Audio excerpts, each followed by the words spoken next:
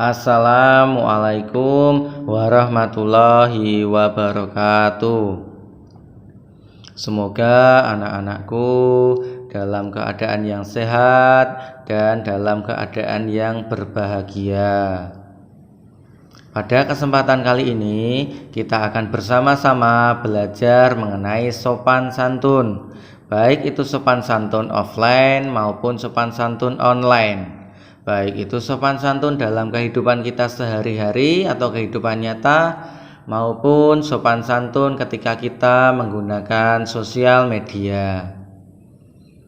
Baik, sebelum kita membahas lebih jauh mengenai sopan santun, di sini ada artikel dari laman Kompasiana yang menyebutkan budaya sopan santun akan luntur. Apakah iya? Sementara kata Bapak Menteri, beliau meminta pelajar memperhatikan sopan santun saat menggunakan sosial media. Selanjutnya dikutip dari laman OK News, mereka menyebutkan bahwa sopan santun siswa itu mulai menghilang.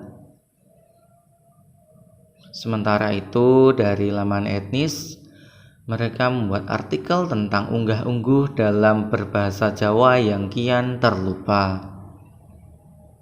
Nah, anak-anakku, ini contoh pemandangan yang sudah jarang kita temui di zaman sekarang. Pemandangan anak-anak SD atau siapapun itu yang lewat di depan orang yang lebih tua, menundukkan dirinya sambil mengucapkan permisi atau pelamet atau monggo dan sebagainya. Lalu apa sih sopan santun itu? Kira-kira berguna tidak ya? Baik, kita bahas dulu mengenai pengertian sopan dan santun. Menurut Adi Susilo, sopan santun adalah peraturan hidup yang timbul dari hasil pergaulan sekelompok orang. Sopan santun terbentuk oleh kebiasaan masyarakat di daerah tertentu baik tertulis maupun lisan, yang jika dilanggar akan mendapatkan celaan dari masyarakat, tapi jika ditaati akan mendapatkan pujian dari masyarakat.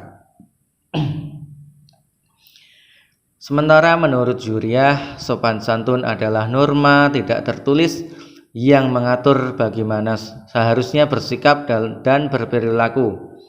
Sopan santun merupakan istilah bahasa Jawa yang dapat diartikan sebagai perilaku seseorang yang menjunjung nilai-nilai norma yang tinggi. Sementara Taryati menyebutkan bahwa sopan santun adalah suatu aturan yang turun-temurun dan berkembang dalam suatu budaya masyarakat yang bermanfaat dalam pergaulan dengan orang lain agar terjalin hubungan yang akrab, saling pengertian, hormat menghormati menurut adat yang telah ditentukan. Baik, jika kita simpulkan, sopan santun merupakan perilaku atau norma yang berada dalam suatu daerah atau masyarakat yang bila dilanggar akan mendapatkan celaan, namun jika dilakukan akan mendapatkan pujian serta mempererat hubungan silaturahmi dalam bermasyarakat. Nah, itu tadi pengertian sopan santun. Selanjutnya, bagaimana seorang siswa atau kita bisa menjadi pribadi yang sopan dan santun, atau bagaimana kiat kita memiliki pribadi yang sopan dan santun. Yang pertama yang bisa kalian lakukan adalah menghormati orang tua dan orang yang lebih tua. Menghormati orang tua dan orang yang lebih tua adalah suatu norma kesopanan penting yang berlaku di masyarakat, baik itu masyarakat dari Aceh sampai ujung timur Papua. Semua orang menjunjung tinggi norma ini.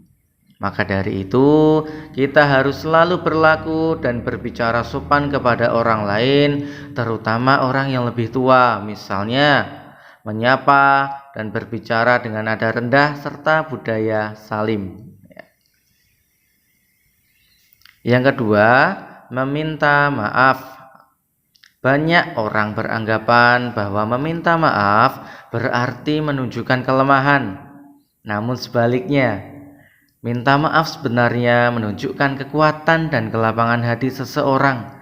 Jika kalian melakukan kesalahan, ingat untuk bersegera meminta maaf. Baik kesalahan kepada orang yang lebih tua, kesalahan kepada teman sebaya kalian, maupun kesalahan kepada adik-adik kalian. Kalian ketika mempunyai kesalahan, wajib hukumnya untuk meminta maaf. Yang ketiga, tidak menjawab nasihat. Orang tua atau guru sering memberikan nasihat, atau ketika memberikan nasihat tidak jarang kita siswa malah menjawab nasihat tersebut. Banyak atau beberapa masih sering saya amati masih seperti itu. Namun perlu diperhatikan anak-anakku, sangat penting untuk diketahui bahwa hal ini tidaklah baik untuk menunjukkan ketidakhormatan kita kepada bapak ibu guru maupun orang tua kita. Selanjutnya yang keempat, menghormati sesama. Biasakan untuk selalu bisa memahami dan juga menghormati orang lain.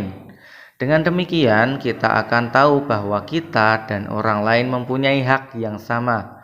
Biasakan pula untuk tidak mendiskriminasikan orang lain, baik itu berdasarkan warna kulit, kekayaan, pekerjaan, ras, gender, maupun agama. Pahami bahwa setiap orang, setiap warga negara itu berhak untuk diperlakukan sama derajatnya tanpa terkecuali.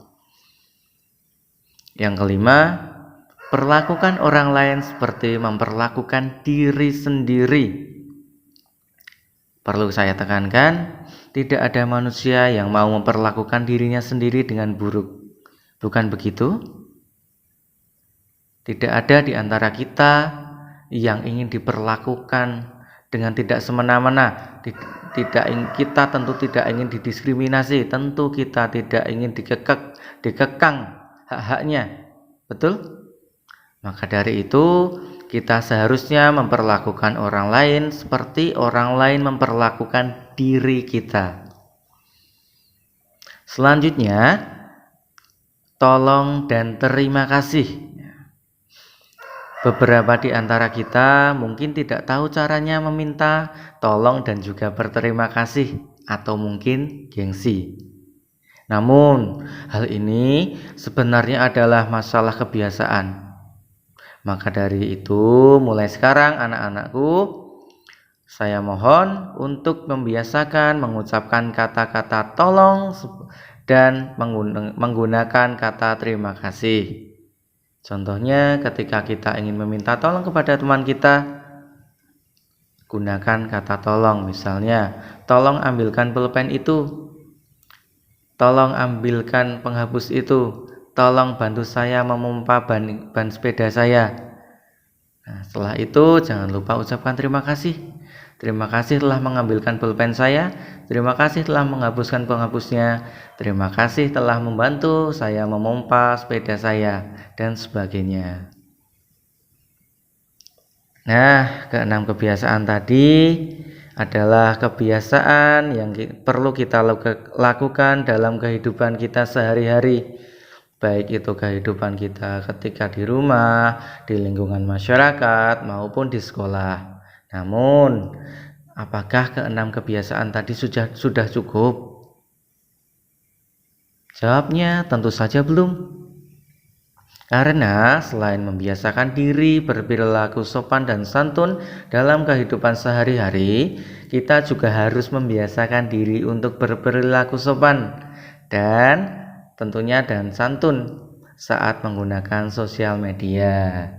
Nah, kita sudah bersama-sama belajar bagaimana cara untuk menggunakan sopan santun dalam kehidupan sehari-hari. Selanjutnya, pada pertemuan berikutnya kita akan bersama-sama belajar mengenai sopan santun di dalam bersosial media. Baik anak-anakku, saya rasa cukup dan tidak lupa untuk selalu mengingatkan jika nantinya anak-anakku harus terpaksa keluar rumah atau kemanapun, tolong biasakan pakai masker ya. Selain itu, biasakan juga menggunakan hand sanitizer ataupun sering-sering cuci tangan. Baik, semoga kita selalu dalam lindungan Allah, selalu dalam lindungan Tuhan, dan semoga kita semua bisa terhindar dari virus corona ini. Sekian anak-anakku, terima kasih. Wassalamualaikum warahmatullahi wabarakatuh.